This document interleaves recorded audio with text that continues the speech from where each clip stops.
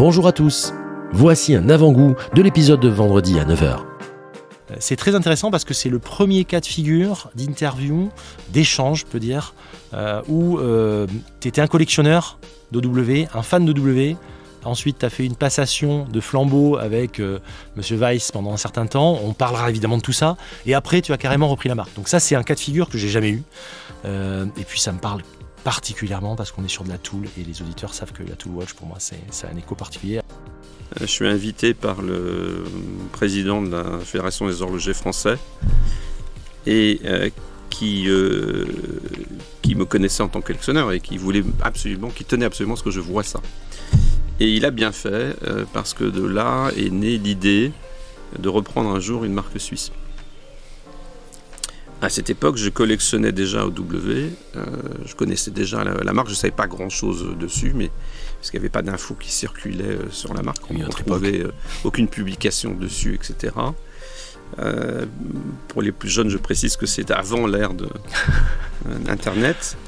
Et donc, je suis un peu à l'affût, à la recherche d'une marque à reprendre. J'en discute avec un vieux Balois dans l'horlogerie, par exemple, etc. Et j'en discute avec les repreneurs italiens d'une marque de plongée, et ainsi de suite. Et je mets du temps à trouver les coordonnées ou des infos, et les coordonnées en particulier d'Albert Weiss, le cofondateur de la marque, parce qu'il avait bien un site, mais qui ne s'appelait pas du tout OW. Et donc, je finis par le rencontrer en 2005. Il n'est jamais facile de résumer une marque, et OW n'y échappe pas. Parce qu'évidemment, les marques sont en général pas monoproduits et partent dans différentes directions. OW, c'est une marque qui est dédiée aux militaires, aux sportifs, aux professionnels divers. Un examen rapide des modèles produits dans les années 60 le montre clairement. Confirme ça clairement. Puisqu'on a la première montre de plongée 1000 mètres en 64 qui a été faite en collaboration avec Yenny Watch, qui était un fournisseur important et des amis de la marque. Le chef des plongeurs et d'autres plongeurs étaient équipés en OW. C'est un peu la même relation qu'entre Rolex et la Comex. Ouais, je comprends ce que tu veux dire. Global Marine est une société très importante, qui est la première au monde, qui s'amusait par exemple à remonter des sous-marins russes pour la NASA, pour la CIA, pardon. Oui, donc de remonter des sous-marins russes pour la CIA, ou remonter des plateformes pétrolières entières, etc. Rien ne leur faisait peur. Et on a eu des discussions d'ailleurs avec le chef des plongeurs qui est encore en vie. Et un de ses collègues.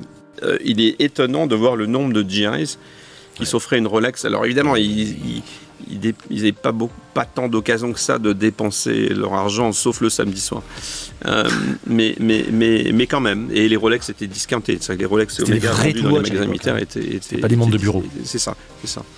Et donc OW était, disons, 40-50% moins cher suivant les modèles. Et on le sait parce que OW distribuait des marques Omega et Breitling en vente par correspondance ou dans leur magasin de Zurich. Parce que les marques, à l'époque, étaient relativement proches et collaboraient entre elles. On retrouve ça, par exemple, avec le lien d'amitié fort entre OW et Willy Breitling. Oui, bien sûr, on va parler de cet épisode aussi, bien sûr. Conduit donc en 78, etc. À ce qui a été fait. Le point commun avec Zine, d'ailleurs. C'est ça. Donc, à la réputation de qualité des montres et à la vente par correspondance, qui est née de la visite à Zurich d'un étudiant américain qui a fait la suggestion à Albert Weiss. Et ils ont commencé à passer des annonces dans toutes les revues militaires et sportives et professionnelles.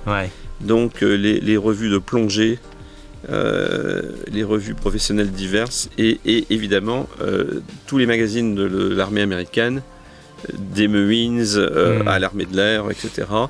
Et j'ai encore des originaux, des encarts publicitaires de l'époque. C'était mignon puisqu'il y avait une précision en bas écrire au département 000, ça c'était plutôt pour les montres militaires, ou 0,57 par exemple pour les montres de plongée. C'est marrant ça. À Zurich, envoyer un chèque, etc. Et ça fonctionnait très bien. En quelques semaines, les gens recevaient leur montre. Le bouche à oreille et les réseaux sociaux tels qu'on les connaît aujourd'hui n'existaient pas. Je vous dis à vendredi 9h pour l'épisode intégral.